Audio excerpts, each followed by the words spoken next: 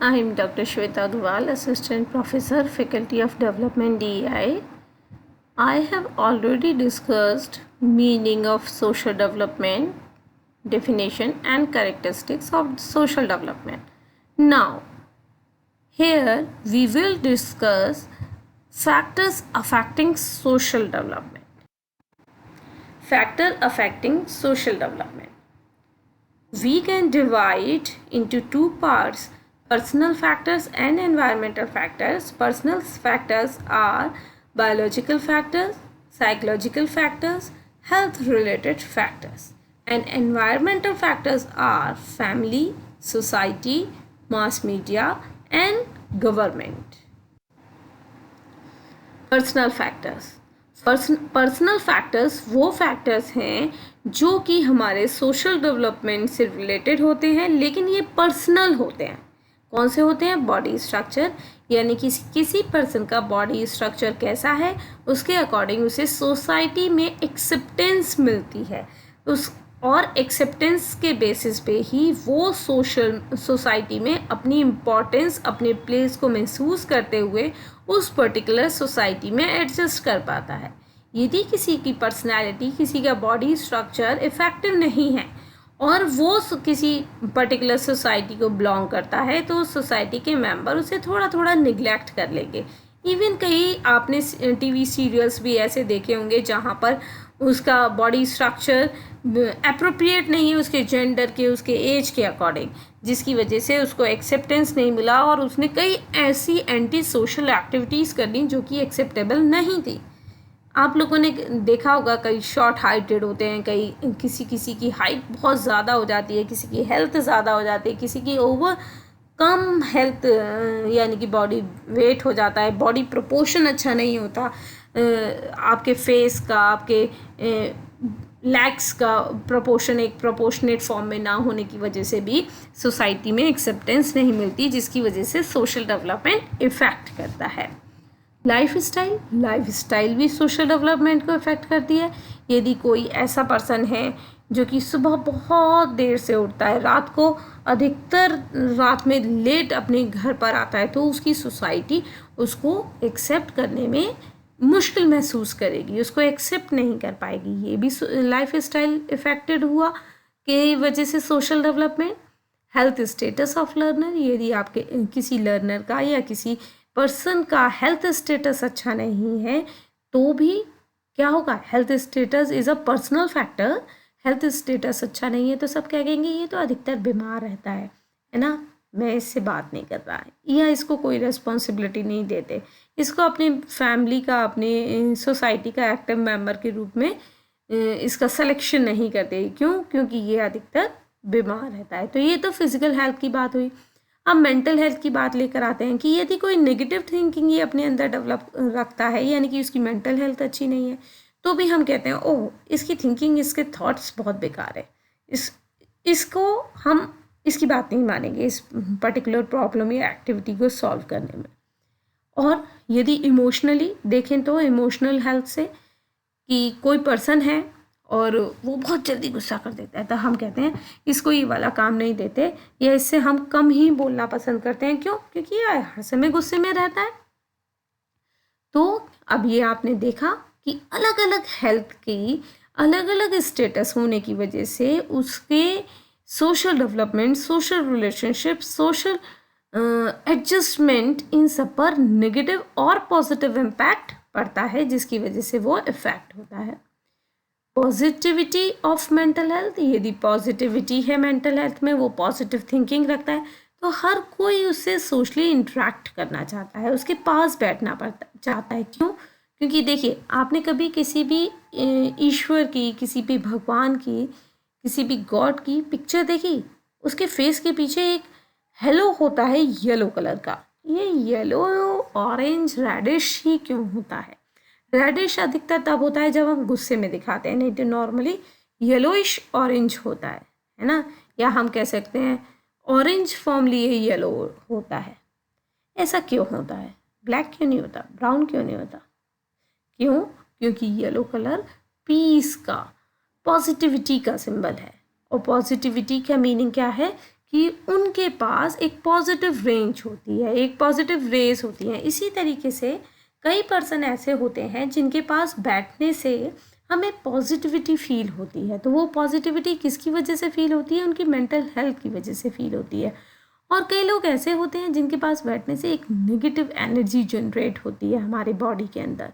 तो वो क्यों जनरेट होती है? क्योंकि वो particular person negative thinking, negative mental health रखते हैं, जिसकी वजह से उनकी बॉडी से एक नेगेटिव रेज रिलीज होती है। तो इसीलिए mental health, positive mental health social development को, सोशल रिलेशनशिप को एनहांस करती है। एबिलिटी ऑफ इमोशनल कंट्रोल, जिस पर्सन में जितनी एबिलिटी होती है इमोशनल कंट्रोल करने की, यानी कि उसका इमोशनल आईक्यू, इमोशनल क्वोशेंट जितना ज़्यादा होता है, एक्चुअली आईक्यू होता है इंटेलिजेंट क्वोशेंट, ईक्यू होता है इमोशनल क्वोशेंट। तो जिस पर्सन का जितना इमोशनल कंट्रोल हाई होता है, इमोशनल क्वोशेंट ज़्यादा हाई होता है, हम नॉर्मली मान के चलते हैं कि ये पर्सन दूसरे के इमोशन को रेस्पेक्ट देता है और उसी के अकॉर्डिंग सोसाइटी में बिहेवियर करता है। एडजस्टमेंट एबिलिटी, जिस पर्सन में जितनी एडजस्टमेंट एबिलिटी होते हैं उसमें उतना ही सोशल डेवलपमेंट अच्छा होता है। एक्सेप्ट ऑल कल्चर, जो पर्सन सारे कल्चर को, सारी संस्कृति को एक्सेप्ट करता है, यानी कि सबके व्यूज, थिंकिंग और एक्टिविटीज़ को एक्सेप्ट करता है, तो हम मान के चलते हैं कि वो पर्सन सोशल डेवलपमेंट उसका अच्छा होता है। इंटरनल पीस ऑफ पर्सन, किसी भी पर्सन में यदि इंटरनल पीस यानी कि आंतरिक शांति होती है, तो आंतरिक शांति होने की वजह से उसमें पॉजिटिव थिंकिंग आती है और जिसका इम्पैक्ट उसके इमोशंस और उसके पॉजिटिव सोशल डेवलपमेंट पर पड़ता है। लेवल ऑफ कॉन्शियसनेस, जो पर्सन जितना कॉन्शियस होता है उसके सोशल रिलेशनशिप उतने ही अच्छे होते हैं, क्योंकि वो हर सिचुएशन को अपने के साथ में सामने वाले पर्सन की सिचुएशन को भी समझता है और उसके अकॉर्डिंग एक्ट करता है। एजुकेशनल एंड वोकेशनल एस्पिरेशन, ये शैक्षिक और व्यावसायिक आकांक्षा भी किसी भी पर्सन को डायरेक्ट करती हैं कि आपको किस टाइप के सोशल ग्रुप को बिलोंग करना है, कैसी एक्टिविटीज़ करनी है, उन्हें कितनी इम्पोर्टेंस देनी है, जिसकी वजह से वो उस पर्टिकुलर सोसाइटी में एडजस्ट कर जाते हैं। Experiences value of learner, experience कैसे हैं, मूल्य कैसे हैं उस पर्टिकुलर पर्सन के। यदि उसके मूल्य, उसके एक्सपीरियंसेस पॉजिटिव होते हैं तो वो उस पर्टिकुलर सोसाइटी में एक्सेप्टेबल होता है और साथ में वो खुद भी उस सोसाइटी को एक्सेप्ट करता है। लेकिन किसी पर्सन के अपनी सोसाइटी से जो एक्सपीरियंसेस हैं वो पॉजिटिव नहीं होते, तो वो उस सोसाइटी में ऐसी एक्टिविटीज़ करता है जो सोसाइटी को डिस्क्रिएट कर दें, उसको सोसाइटी को तोड़ दें, उसको एक्सेप्ट नहीं कर पाता। इंटेलिजेंस और emotional question, intelligent question of learner, किसी भी पर्सन का इंटेलिजेंस या इंटेलिजेंट क्वेश्चन आईक्यू ज़रूर इफ़ेक्ट करता है उसके सोशल डेवलपमेंट को, क्योंकि हर पर्सन अपनी बुद्धि से ही काम लेता है कि इस पर्टिकुलर सिचुएशन में कैसा उसे एक्ट करना है, क्या डिसीजन लेने हैं, क्या बोलना है, क्या कंट्रोल करना है। लेवल ऑफ कॉन्फिडेंस, किसी भी पर्सन का लेवल ऑफ कॉन्फिडेंस भी उसके सोशल डेवलपमेंट को इफेक्ट करता है। यदि उसका लेवल ऑफ कॉन्फिडेंस लो होता है तो वो सोसाइटी में डरा हुआ रहता है और लोग उस पर डोमिनेंट हो जाते हैं, वो रिसेसिव हो जाता है, जिसकी वजह से कई सोशल एक्टिविटीज़ नहीं कर पाता और थर्ड पर्सन उसी ग्रुप का उस पर्टिकुलर ए पर्सन को जो नेगेटिव इम्पैक्ट जिसकी पर्सनालिटी पे पड़ रहा है उसे निग्लेक्ट करता है, जिसकी वजह से उस पर्टिकुलर पर्सन का सोशल डेवलपमेंट नहीं हो पाता।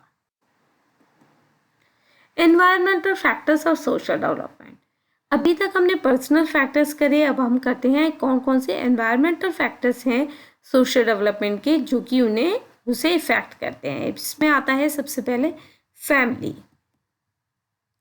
फैमिली में जितने भी मेंबर्स होते हैं सबका व्यवहार, सबकी थिंकिंग्स, व्यूज़, सबके सबका डेली रूटीन, सबकी एक्टिविटीज़ एक दूसरे से इंटरेक्ट होती हैं, क्योंकि ये एक पर्टिकुलर क्लोज्ड सोशल एनवायरनमेंट है जिसमें कोई भी सोशल डेवलपमेंट हो रहा है। इसमें सबसे इम्पॉर्टेंट होता है पेरेंट, फिर सिबलिंग और फिर उसके बाद grand parents.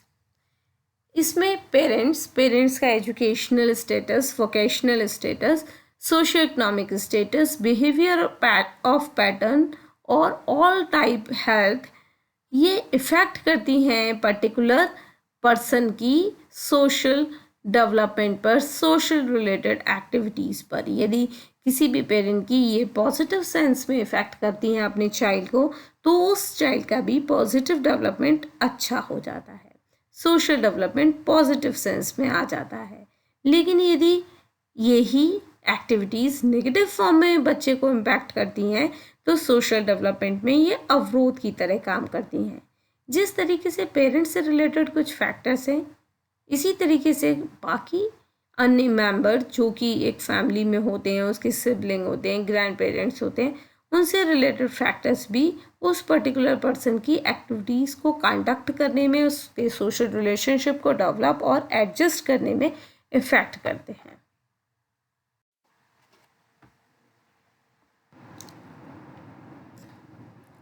Some other factors of family: number of children, उस पर्टिकुलर फैमिली में कितने बच्चे हैं, उनका क्या नंबर है, ये डिपेंड करता है। Inter relationship of family members, her members की आपस में कैसे रिलेशन है। देखिए, कई बार फैमिलीज़ में ये कंप्लेन आती है कि जो एक बॉय चाइल्ड है, उसके रिलेशनशिप उसके फादर से नहीं अच्छे होते, किससे अच्छे होते हैं, मदर से अच्छे होते हैं। तो ये इनके आपस में रिलेशनशिप कैसे हैं, ये भी सोशल डेवलपमेंट पे इफ़ेक्ट करते हैं। वो पर्टिकुलर कोई बॉय है तो उसका फादर से सोशल डेवलपमेंट अच्छा नहीं होता, सोशल रिलेशनशिप अच्छे नहीं होते, मदर से अच्छे होते हैं। तो ये इम्पैक्ट करता है कि कितने मेंबर्स हैं और उनका आपस में कैसा संबंध है। अच्छा, नंबर ऑफ चाइल्ड में ये डिपेंड करता है कि उस पर्टिकुलर चाइल्ड का क्या नंबर है। जैसे यदि फैमिली में नॉर्मली आजकल 2 चाइल्ड फैमिलीज़ होती हैं, 2 ही इशू होते हैं, तो या तो फर्स्ट होगा या सेकंड होगा। तो फर्स्ट वालों में एक नॉर्मल जनरल टेंडेंसी होती है कि वो सोचते हैं हम बड़े हैं, और एक सोशल रिलेशनशिप के लिए एक बात कहना चाहूँगी कि वो नॉर्मली ये मानते हैं, जो बड़े चाइल्ड होता है, चाहे वो गर्ल हो या बॉय हो, कि मदर फादर छोटे को ज़्यादा लव करते हैं, मुझ पर इतना ध्यान नहीं देते, और जबकि छोटा ये कहता है कि वो बड़े को ज़्यादा लव करते हैं क्योंकि वो उसको बड़ा समझते हैं। तो ये कुछ क्लैशिंग्स होती हैं जिसकी वजह से सोशल रिलेशनशिप पे नेगेटिव इम्पैक्ट पड़ता है एक पर्टिकुलर फैमिली में। Behaviour of parents and other family members toward child, उस पर्टिकुलर चाइल्ड के लिए उस फैमिली में वहाँ उनके पेरेंट्स और अदर फैमिली मेम्बर का क्या एटीट्यूड होता है, क्या बिहेवियर होता है, वो उनके लिए क्या थिंकिंग रखते हैं। जैसे कोई देखो, इंडिविजुअल डिफरेंसेस होते हैं। यदि 2 सिबलिंग हैं तो दोनों सिबलिंग्स में दोनों की क्वालिटीज़ में डिफरेंस होगा, दोनों के इंटरेस्ट में डिफरेंस होगा। तो इन इंटरेस्ट के, इन क्वालिटी के, इन प्रोडक्टिविटी, लर्निंग आउटकम के डिफरेंस की वजह से कई बार फैमिली मेम्बर्स और पेरेंट्स एक बच्चे को ज़्यादा इम्पोर्टेंस देते हैं और दूसरे बच्चे को निगलेक्ट करते हैं, जिसकी वजह से उस दूसरे बच्चे के सोशल डेवलपमेंट नेगेटिवली इफ़ेक्टेड होता है। फैमिली वैल्यूज़, उस पर्टिकुलर फैमिली की क्या वैल्यूज़ हैं, ये वैल्यूज़ किस एस्पेक्ट में, पर्टिकुलर सोसाइटी में होने वाली एक्टिविटीज़ में, वेरियस टाइप ऑफ सोसाइटी में, अलग अलग टाइप की सोसाइटी के डोमिनेंसी में, यदि उनकी वैल्यूज़ में डिफरेंसेस होते हैं या किसी को ज़्यादा, किसी नेगेटिव वैल्यू को वो ज़्यादा इम्पोर्टेंस देते हैं, तो उस पर्टिकुलर उस फैमिली के चाइल्ड में भी वो नेगेटिव एक्टिविटी ऑटोमेटिकली इनबिल्ट हो जाती है। फैक्टर्स ऑफ स्कूल, फैमिली के बाद आता है स्कूल। स्कूल के कौन कौन से फैक्टर्स होते हैं जो कि सोशल डेवलपमेंट को इफेक्ट करते हैं। स्कूल क्लाइमेट, जो स्कूल है उस स्कूल का क्लाइमेट कैसा है, climate is a most important factor for social development because social environment is created in school climate. Physical environment, building, infrastructure, place of school located, ये कहाँ है? ये सब सोशल एनवायरनमेंट से रिलेटेड है. सोसाइटी का एक मानना होता है कि यदि किसी पर्टिकुलर स्कूल की बिल्डिंग जो है बहुत इम्प्रेसिव है, बहुत अच्छी है, बहुत बड़े एरिया में बनी है, तो वो स्कूल अच्छा है. यानी कि social connectivity, social thinking, social attitude positive हो गया बिल्डिंग के अकॉर्डिंग. इंफ्रास्ट्रक्चर अच्छा है तो उसका नाम हो जाता है और सोशल रिलेशनशिप उससे अच्छे हो जाते हैं. और इसी तरीके से उसका लोकेशन, उसकी प्लेस कि वो कहाँ पर लोकेटेड है. यदि वो ऐसी जगह पे लोकेटेड है जहाँ पर लोकेलिटी बहुत अच्छी है, जहाँ के लोग बहुत अच्छे हैं, एजुकेटेड लोग रहते हैं, तो हम ऑटोमेटिकली उस पर्टिकुलर स्कूल के लिए एक पॉजिटिव एटीट्यूड डेवलप करते हैं, एक पॉजिटिविटी अपने अंदर डेवलप करते हैं. ऑर्गेनाइजेशनल क्लाइमेट, यदि वहाँ के पर्टिकुलर स्कूल के ऑर्गेनाइजेशनल क्लाइमेट यानी कि उनका एडमिनिस्ट्रेशन, मैनेजमेंट बहुत अच्छा व्यवहार करता है, बहुत अच्छे सोशल रिलेशनशिप या सोशल एडजस्टमेंट शो करता है अपने व्यवहार के द्वारा, तो हम कहते हैं कि ये स्कूल अच्छा है.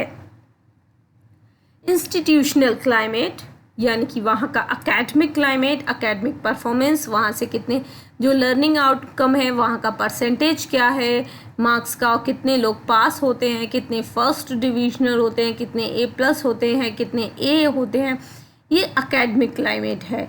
आउटपुट ऑफ स्कूल, उस स्कूल का पर्टिकुलर आउटपुट क्या है, ये सब जो है उस स्कूल के लिए थिंकिंग को डेवलप करने में काम आता है. और इसी थिंकिंग के according social development, social adjustment, social relationship develop होते हैं. इसी तरीके से किसी भी क्लासरूम का एनवायरनमेंट क्लाइमेट कैसा है, डिसिप्लिन होता है या नहीं होता, टीचर ऑटोक्रेटिक है या डेमोक्रेटिक है, ये भी सोशल डेवलपमेंट को इफ़ेक्ट करता है. आप अपनी क्लास में देखिए, यदि कोई बहुत ऑटोक्रेटिक टीचर है तो ऑटोमेटिक क्या होता है, उस टीचर से तो सोशल कनेक्टिविटी नेगेटिवली इफेक्टेड होती ही है, साथ में आपस में भी कुछ सोशल इंटरेक्शन ऐसे होते हैं जो नेगेटिव फॉर्म में होते हैं. यदि कोई बच्चा है वो डिस्टर्बिंग बच्चा है या बहुत इंटेलिजेंट बच्चा है जो कंटिन्यूस बोलता है, तो क्या होता है, वो यदि उस पर्टिकुलर टीचर की क्लास में जो बहुत स्ट्रिक्ट है वो बोलेगा तो अदर स्टूडेंट का उस पर्टिकुलर स्टूडेंट से रिलेशन बिगड़ता चला जाएगा. और यदि डेमोक्रेटिक एनवायरनमेंट है, ओवर डेमोक्रेसी भी बहुत ज़्यादा इफेक्टिव नहीं होती सोशल डेवलपमेंट के लिए, क्योंकि वहाँ पर बच्चे अपनी लिमिट को भूल जाते हैं, जिसकी वजह से सोशल रिलेशनशिप बिगड़ने के चांसेस बन जाते हैं. तो इसलिए बैलेंस्ड फॉर्म में चलना है स्कूल क्लासरूम क्लाइमेट को डेवलप करने के लिए. एजुकेशन कैसी है वहाँ की, वहाँ के एजुकेशन के पर्पस कैसे हैं, करिकुलम कौन सा है यूज़ किया जाता है, को करिकुलर एक्टिविटीज़ कौन कौन सी कंडक्ट कराई जाती हैं, वहाँ का पूरा एजुकेशनल सिस्टम क्या है, यानी कि टीचर कैसे प्लान करके आते हैं, कैसे उस पर्टिकुलर प्लान को एग्जीक्यूट करते हैं, किस टाइप के एग्जाम्पल देते हैं, कैसे इंटरेक्ट करते हैं, इवैल्यूएशन मोड क्या है, एजुकेटिव प्रोसेस क्या है, यानी कि वहाँ पर और जो अदर एक्स्ट्रा करिकुलर एक्टिविटीज़ करवाई जा रही हैं वो किस टाइम पे करवाई जाती हैं, एग्ज़ाम के जस्ट पहले करवाई जाती हैं या एग्ज़ाम आने से बहुत टाइम पहले करवाई जाती हैं. वे ऑफ टीचिंग क्या है, टीचिंग मेथड कौन कौन से यूज़ होते हैं, किस टाइप के टीचिंग एड्स यूज़ होते हैं, टीचर स्टूडेंट रेशियो क्या है, कनेक्टिविटी क्या है, इवैल्यूएशन मेथड्स कौन से यूज़ किए जाते हैं, continuous comprehensive evaluation method use किया नहीं, ये सब इफेक्ट करते हैं किसे, सोशल डेवलपमेंट को. इसी तरीके से वहाँ का टीचर, क्योंकि टीचर जो है वो मोस्ट इम्पॉर्टेंट कंपोनेंट है एक स्कूल का, और किसी भी बच्चों में किसी भी चीज़ के डेवलपमेंट के लिए उस पर्टिकुलर टीचर की पर्सनालिटी तो डायरेक्टली इम्पैक्ट डालती है. इसीलिए टीचर के लिए बोला जाता है कि उसे रोल मॉडल होना चाहिए, ताकि बच्चे उसको देखें और उससे उसके व्यवहार से ही कई सारी एक्टिविटीज़ सीख जाएं. और सोशल डेवलपमेंट तो उसी से सीखते हैं. यदि कोई टीचर है बहुत गुस्से में रहता है, उससे कभी भी कोई भी स्टूडेंट कुछ पूछने जाता है तो वो गुस्से में ही जवाब देता है, कहता है पढ़ा नहीं था आपने, ये मैंने समझाया तो था, तो बच्चों में एक हेजिटेशन डेवलप होती है और उनमें भी एक negative attitude, negative relationship develop करने की टेंडेंसी बन जाती है। और इसी के जस्ट उल्टा यदि कोई टीचर किसी बच्चे को क्लासरूम में नहीं समझ में आया तो वो उसको एक्स्ट्रा टाइम में समझा देता है, इजीली समझा देता है, बार बार समझा देता है, तो बच्चों में एक positive feeling, positive relationship develop होते हैं उस पर्टिकुलर टीचर के लिए और उस सब्जेक्ट के लिए, और वो नेक्स्ट टाइम से समझने की कोशिश भी करते हैं। टीचर की क्या क्या चीज़ें इफेक्ट करती है? उनकी कॉम्पिटेंसी, उनकी performance, method of teaching, behaviour of teacher, values of teacher, communication power of teacher, nature of audio visual add, teacher and teaching effectiveness. Factors of society. Politics of society. Society में कौन सी politics है? Politics भी social development को, social relationship को, social adjustment को directly और indirectly effect करती है। Club and institutions of society. किसी भी सोसाइटी के जो क्लब्स हैं, इंस्टीट्यूट हैं, वो भी सोशल डेवलपमेंट को एनहेंस करते हैं, उसे इफ़ेक्ट करते हैं यदि वो पॉजिटिव मैनर में। कुछ ऐसे क्लब्स हैं और इंस्टीट्यूट्स हैं जो नेगेटिवली सोसाइटी पे इम्पैक्ट करते हैं, तो वो ऑटोमेटिकली सोशल डेवलपमेंट को भी नेगेटिव इम्पैक्ट करेंगे। लेकिन यदि वो पॉजिटिव हैं, वो स्पिरिचुअलिस्टिक हैं, वो उनमें वैल्यूज़ हैं, तो ऑटोमेटिकली बच्चों के सोशल डेवलपमेंट एनहेंस होने के चांसेस बढ़ जाते हैं। रिलीजियस इंस्टीट्यूट जो है, वहाँ पे क्या एक्टिविटीज़ होती हैं, उनका क्या इम्पैक्ट होता है और किस तरीके से वो एक्ट करते हैं, एक सोसाइटी में डोमिनेंट होते हैं, तो ये भी सोशल डेवलपमेंट को इफ़ेक्ट करता है। देखिए, मैं ये नहीं कहूँगी कि रिलीजियस इंस्टीट्यूट का ये काम है कि रोज़ आपको रिलीजियस इंस्टीट्यूट में जाना है, भगवान के दर्शन करने हैं। नहीं, रिलीजियस इंस्टीट्यूट का ये काम है लोगों में वैल्यूज़ इनकलकेट करना, ताकि उन लोगों में एक social connectivity, social positivity develop हो सके। Means of entertainment in society में एंटरटेनमेंट के क्या मोड हैं? लिटरेचर, ये सबसे ज़्यादा सोशल डेवलपमेंट को इफ़ेक्ट करता है, क्योंकि जो भी एंटरटेनमेंट होता है वो सोशल एनवायरनमेंट में होता है, और सोशल एनवायरनमेंट में होने की वजह से यहाँ सोशल डेवलपमेंट होना बहुत ज़रूरी है। तो वहाँ पर्टिकुलर सोसाइटी का क्या लिटरेचर है, किस टाइप के सिनेमा यूज़ किए जाते हैं, कैसी मूवी आती हैं, उनकी क्या थीम होती है, क्या एक्टिविटी होता है, क्या ड्रेसिंग सेंस होता है, ये सब हमें हमारे अंदर एक सोशल डेवलपमेंट, एक सोशल पॉजिटिविटी, एक वैल्यूज़ डेवलप करने के लिए इम्पॉर्टेंट फैक्टर्स की तरह काम करते हैं। न्यूज़पेपर्स कैसे हैं, वहाँ पे कैसी न्यूज़ आती हैं। कई बार आप लोग कई न्यूज़पेपर को देख के कहते हो इस न्यूज़पेपर में तो केवल एडवर्टाइजमेंट आते हैं, इस न्यूज़पेपर की लैंग्वेज बहुत अच्छी नहीं है, इस न्यूज़पेपर की लैंग्वेज बहुत अच्छी है। तो वो लैंग्वेज क्या है? Language is a medium of communication, and communication और language is a important factor of social development. तो इस तरीके से हमें समझ में आया कि सोशल डेवलपमेंट को बहुत सारे फैक्टर्स हैं जो अलग अलग फॉर्म में इफ़ेक्ट करते हैं। कुछ पर्सनल फैक्टर हैं, कुछ एनवायरमेंटल फैक्टर हैं, और इन सब फैक्टर्स को यदि हम पॉजिटिव मैनर में चेंज कर दें, कुछ पॉजिटिविटी लेकर आ जाएं, तो कहीं ना कहीं बच्चे का सोशल डेवलपमेंट अच्छा होगा, क्योंकि सोशल डेवलपमेंट होना बहुत ज़रूरी है, जिसके साथ ही बच्चे का physical development, mental development, emotional development, cultural development, spiritual development सब कुछ कनेक्ट होता है। ये एक दूसरे से इंटर रिलेटेड होते हैं, और टाइप के सारे डेवलपमेंट एक दूसरे से कनेक्टेड होते हैं। मोटर डेवलपमेंट भी सोशल डेवलपमेंट से रिलेटेड होता है।